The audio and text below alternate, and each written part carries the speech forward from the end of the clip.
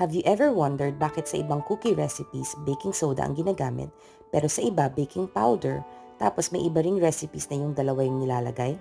Ano bang difference ng dalawang leaveners na ito o pampaalsa? Let's put it to the test to find out.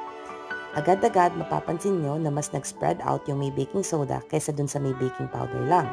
Therefore, yung may baking powder ay thicker.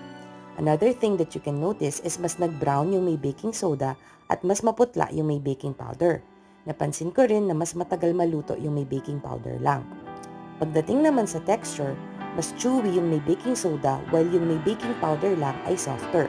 So in conclusion, you can use leaveners to help you achieve the type of cookie you want. If this has been helpful, please follow for more. And if you want to know more about cookie baking, check out my ebook. It's part of my Cookies for Business class, but you can now purchase it separately. Just comment ebook so I can send you a link.